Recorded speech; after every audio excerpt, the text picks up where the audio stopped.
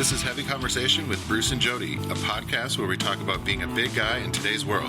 I'm Bruce. And I'm Jody. Here we go. Here we go. All right, here we go. All right, here we go. Here we go. All right. Today we're going to talk about the F word. No, we can't say the F word. I know. We're a family friendly podcast. Oh, is that the F word? Family friendly? Oh no. The F word today is fat. Fat. Yes. It's fat. like Sesame Street episode. Today's word is fat. That's right. We need our own Muppets. So, in the time that we've been doing this, you hear a lot of different terms to describe being a bigger person. Mm-hmm. And I thought it would be good to go through the list that I created here. Oh, okay. Because I wanted to get your thoughts and then kind of discuss some of those. Because there are people who are comfortable with some of these terms and people who aren't. Yeah. And I think it is worth talking about because, words do have power. And, of course. Some people look at these in certain ways and some people just don't care. Yeah. So. All right. So what was the first word? Fat. Yeah. So one of the things that I did early on was just kind of accepted that, I'm a fat person and calling myself fat. It's a descriptor and it's not. It doesn't have to have a negative connotation. Yeah, exactly. Yeah, so, you take the power back. Right. And I think that's really important to empower yourself with those words instead of, taking the negativity out of them. Growing up, you get teased for being a fat kid or whatever. Right. But you can use it as a empowerment almost. You can. And fat is one of those that's really interesting because when I use it and I'm doing any kind of interview or even when I'm talking to people and I say fat, if they aren't people who are kind of aware of this sort of body positive community. Yeah, you get that look. You're like, oh, it's crap. awkward. Where are we going with this? Right. They get uncomfortable. They feel like it's an awkward thing and you can see that. And so there are times where I'm kind of having to reassure, hey, this is, I'm a fat this guy. Is my word. Yeah. The word doesn't bother me. It's okay. It is something that, people try to use against you and you can kind of take You're that. Proud fat boy. Yeah, right. Exactly. I feel the same way. You're skirting around the big and tall, plus size, brawny, sure. We're fat. It's fine. Right. And it is true that some people still are sensitive to the word and I completely understand it. It takes time to come around and get your own feelings behind it. But yeah, it took me a long time to kind of get comfortable with that. But as I feel like when I made the decision to start, doing the kind of work that I do, that it just made sense that you would have to be comfortable with terms like that you couldn't put yourself out there. You couldn't share stories and kind of create whatever this is, through Chubster. And I mean, also, if you're going to call your website Chubster, I mean, come on, you're kind of stepping into it. So yeah, you got to have some, humility about it. And right. So it's just been one of those things that I just kind of, for me, I feel like it's something that I accept and that I'm fine with. I am a fat guy and I know that, and it's that doesn't make me any less. And exactly. The word it's just like another descriptor, like we're both gingers, right? It's just a word that you use to describe, and it's not even that word can be, some people have bad connotations with that, but or tall or, whatever. Right. Yeah. Right. And that's not to say that that this word or any of these words that we have in this list are things that you have to be comfortable with. You don't. You make your own decision on what you are comfortable with and what works for you. This is just, I think really this is just us talking about our experiences with words. Exactly. Yeah.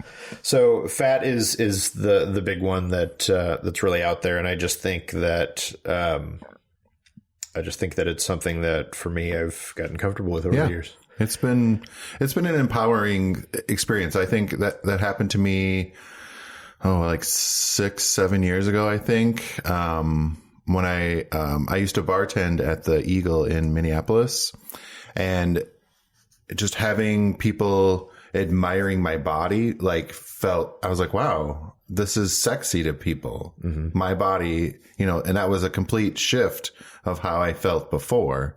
So then I was comfortable taking my shirt off, going to the pool or whatever, being in the summer and feeling comfortable in your body when you just, it was like empowering to have that.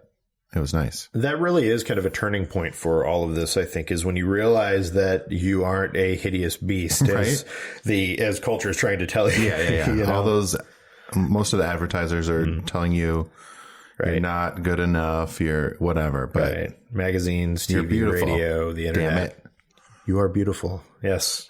I'm not going to sing. No. We won't do that again.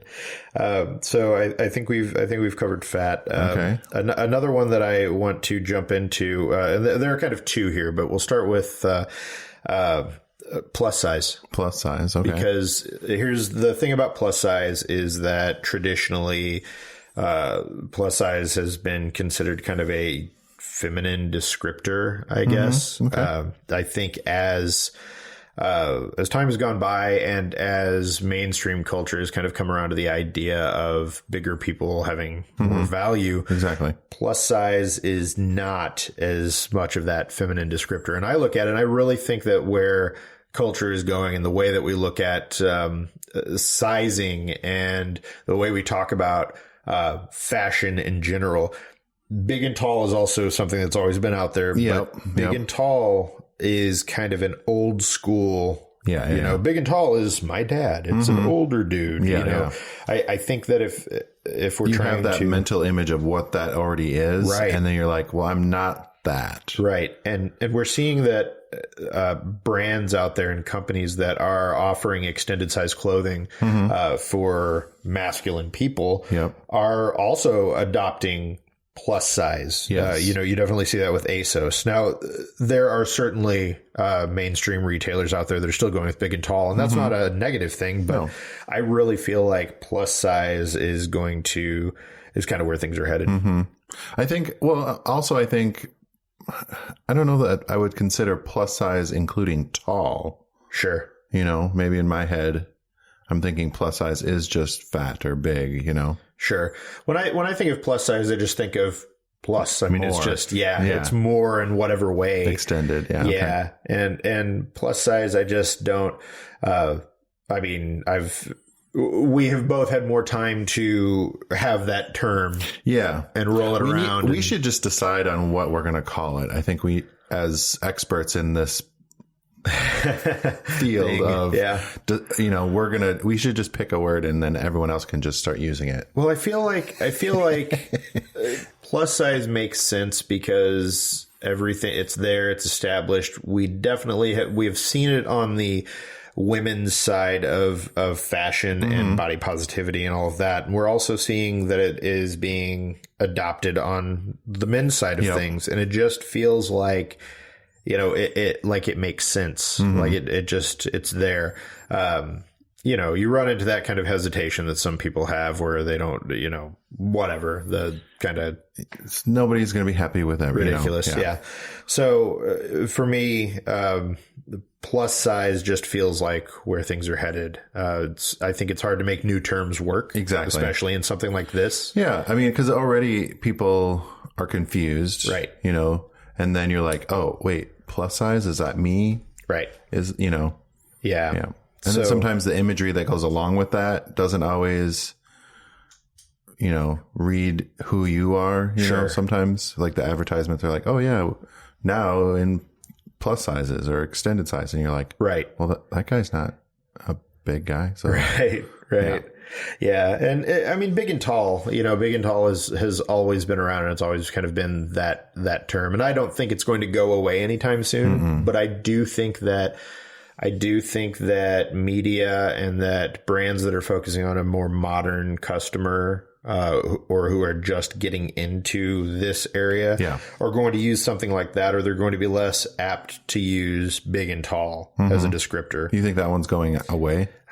I feel like it seems like it to me when I'm looking at brands that are coming up now that are, that haven't, so there are some companies that haven't dropped their extended sizes yet. They're big and tall, what have you, that aren't calling it big and tall that we're going to see later in the year.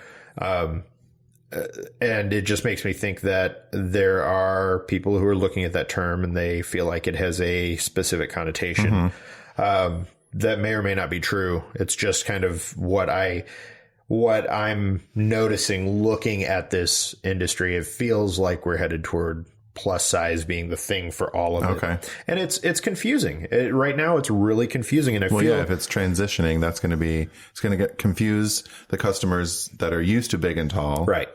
And then, so then they're going to be like, wait, it's plus size. That's not what I'm looking for. Right. I'm looking for big and tall.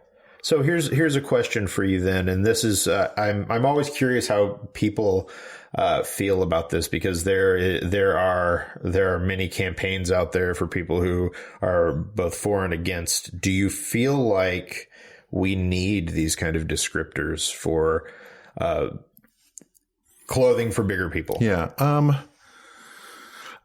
Honestly, I think it helps a customer or myself. It helps me find what I'm looking for. And so I'm not scrolling through the entire website of clothes that aren't, and then you click on a shirt and you're like, oh, that only goes up to an XL. Right.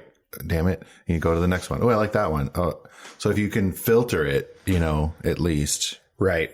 But even like going into a store, I actually do like having the section, if it's like, like a department store and they have a section of stuff, I know where I can just go there, find what I need, and I'm not having to dig through piles and piles of shirts that aren't even going to be close to my size.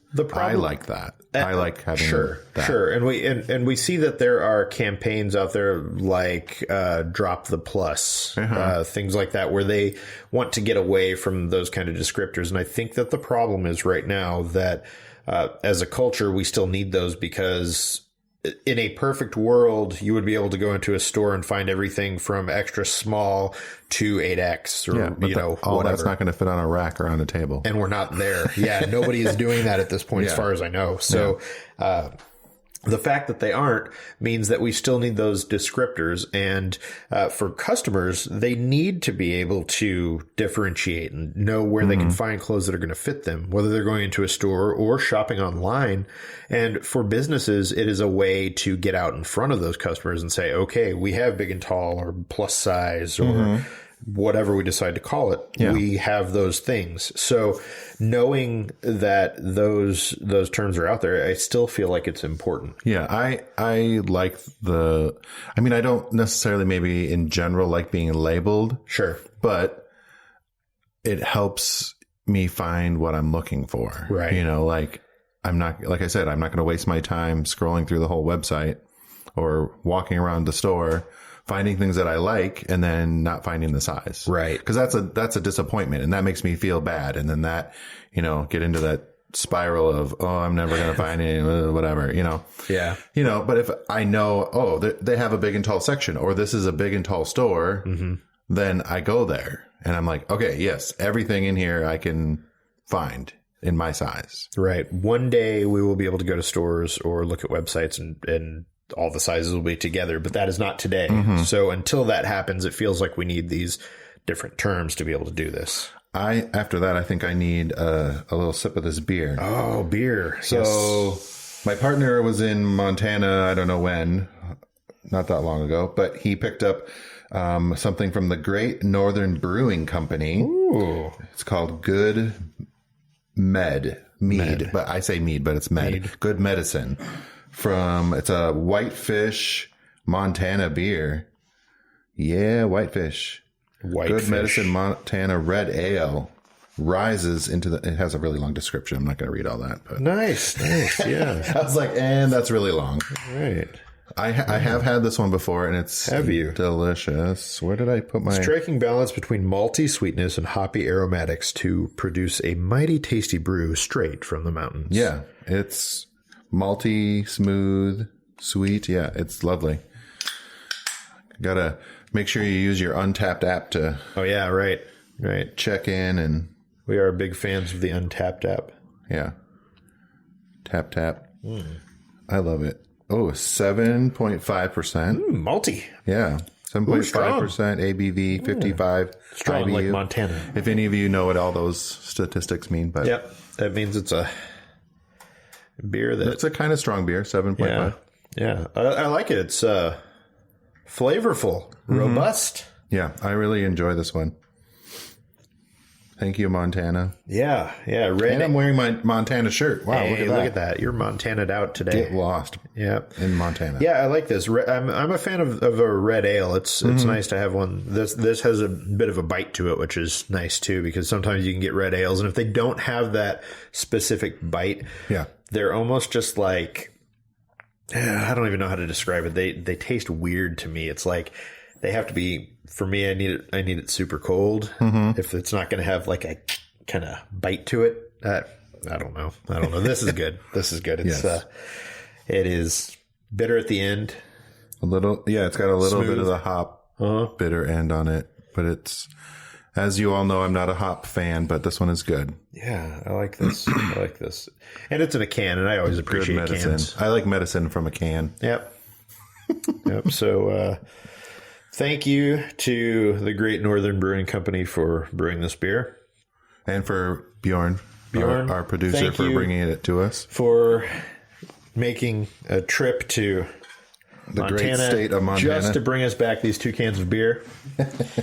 Well, he brought back those, what was it, kokanee from before. Oh, kokanee. I almost said it wrong again. Yes. Kokanee. All the way to, did you get that in Montana as well? Oh, I was going to say you went all the way to Canada. Well, it's basically Canada. You walked to Canada through the snow and uphill both ways. Yeah. All right. So our next term. This one takes me back. Husky. Oh God, I was hoping you didn't have that one. Oh, totally. So Husky is one that I actually had somebody bitter childhood memories of back to school shopping. Totally. Yeah, Husky jeans. Yeah, that someone had was actually. Was that the brand Husky? No, it was like, I think it was like Wrangler Husky or something. Yeah, and it was like a department store. Yeah, I don't remember. And I had forgotten that Husky was a term that was associated with like kids clothing. Until somebody, I had talked to somebody at another website for something they were putting together based on body positivity, and she was like, "So, what do you think about the term husky?" And we just started talking about it. And yeah, absolutely, of course. Like every year, getting ready for school, we'd go out and get jeans, and it was you're getting husky jeans. Ridiculous. I hated that. So I hated that I had. Yeah, the different jeans, and they were never really stylish either. I absolutely hate that they have those kind of descriptors for kids' clothing. You're starting them off. Right. You're already kind of body image things. You're dividing them in a way that they don't need to be divided. And and that is something that the more that I thought about that, I absolutely remember that being one of those things that differentiated me in a negative way from other kids. Yeah, and it made the, back to school experience, not pleasurable. Right. It made it, I'll have to wear these gross jeans and the kids are going to make fun of me and whatever, that kind of stuff. Yeah. Yeah. Makes it more traumatic as we're in back to school season, I guess, now. That is a term that I would like to figure out a way to kind of get rid of or reclaim in some way as an adult with, I don't know, with clothing. Like part of me wants to make a clothing line just called Husky, something like that. Yeah. Husky man. Yeah. Husky. Yeah. So there's something that's weird that there's a toolbox over there called Husky. Oh yeah. In our studio here. There is. Yeah. Yes. You're reclaiming it. I am by getting the Husky toolbox. Yep. Try to get anything that has some kind of fat connotation as a product here. Plump. No plump. Plump just makes me think of like. Oh wait. The word husky comes from corn husks, which means strong. Really? See, I never got that. Corn husk. So husky came from corn husks. So like farmers, is it like a farming kind of thing then? Like husky. Yeah. Okay. Interesting. Okay. It would be interesting to learn more about some of these kind of terms. Where they came from. Yeah. Yeah. Guess I should have done a little bit more research. Why we don't do research here. What? We just talk and hope that we're talking about the right thing. So Yeah. What was plump? No, I don't. When I think of plump, I think of the kid from Willy Wonka. I was just going to say that. What was her name? The blueberry girl? I'm thinking of the other one with the big cheeks. Augustus Gloop, right? Isn't that it? Augustus Gloop. Augustus Gloop. I don't know. Yeah. Yeah. I was thinking of the girl that he like up. Eats all the candy and chocolate and all that. And doesn't he fall into the river? Yep. Yeah. The chocolate river and gets stuck in the tube. Yep. Woo! Hey, doesn't he have like a Bavarian accent of some sort? I think you're making things up now. I might be. No, that's right. No, that's correct. Yeah, that's right. That's right. He's making it up, everyone. So, yeah, that's what I think of when I think of plump. You think of him specifically? I think of him specifically. I was thinking of the girl that ate the blueberry and like blew up as a big balloon. I do remember that. I just can't remember her name. Oh, I don't know her name. It was not Veruca Salt. Violet. Yeah, because she was kind of purpley. Violet, you're turning violet. Violet, you're turning violet. There we go. There we go. Good thing everyone else is smart. I know that classic Willy Wonka. That's the one. That's the one. And Gene Wilder. Yeah. The Johnny Depp one just kind of. It was weird. Yeah. Anyways, I digress. Plump. I think of like plump lips. That weird. Yeah. Yep. Curvy, which is one that's good. Generally, we don't hear. No, yeah, that's a more, I would say, feminine. Sure. Yeah. The hips and the breasts and the stuff. Yeah. So that is one that's out there. The last big one is one that we started to hear kind of getting put out there is Brawn. That's something. Brawn Squad. Right. Which is something that we've seen since like Zach was signed to IMG and they've kind of, their big and tall model division is the Brawn division. Yeah. Wilhelmina, I hope I said that right. Wilhelmina. Yep. They have the Titans division.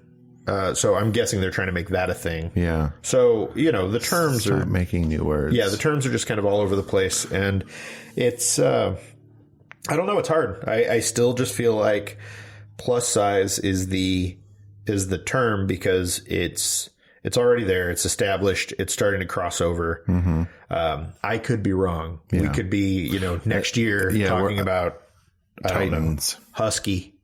No, I'm never going to let that happen. You're not letting that happen. But what about chubs? Have you heard that? I've heard that as a description for big guys. I have.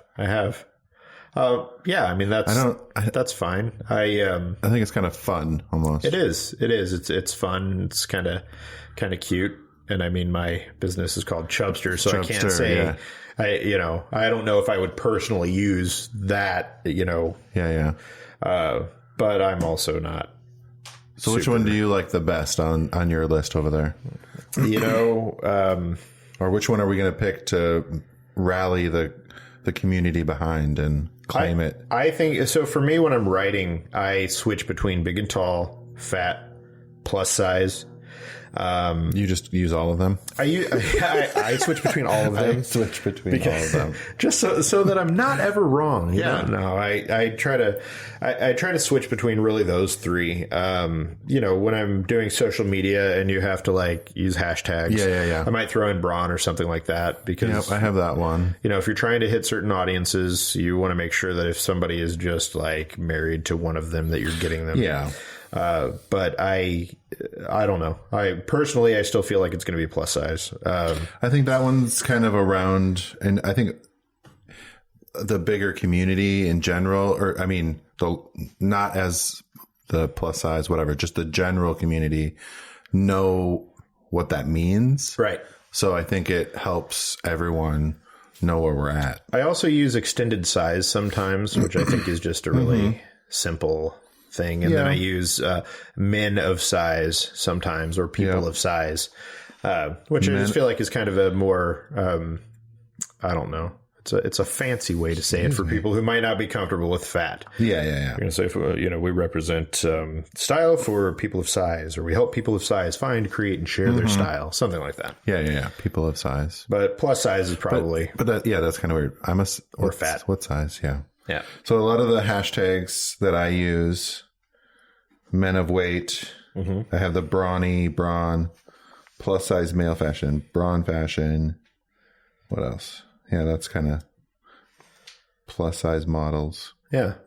But yeah, I think I like fat. That's what I am, and I'm okay with that.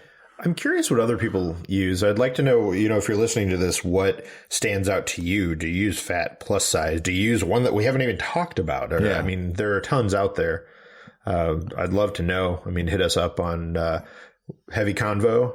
Heavy Convo on Twitter, Heavy Conversation Podcast on Instagram, all that stuff. Yeah. Comment on our post with your hashtag or your word that you like to use as a descriptor. And maybe we can come back in a future episode and say, here are the ones that people like, and this is what they Maybe we can do a voting thing. A poll. I like that. A poll. Nice. Yeah. I'll write that down so I don't. Good idea. Good idea. Yes. Notes. All right, guys. So I think we reclaimed fat as a good word, but we're going to do a little poll and find out which one you guys like the best. Agreed. And we'll start using that. I like it. All right. Well, thanks, Bruce. Yeah, good to talk about all this. All right. Thanks, guys. Bye-bye. Bye. Thanks for listening to Heavy Conversation. Be sure to like and subscribe on iTunes or wherever you get your Podcasts.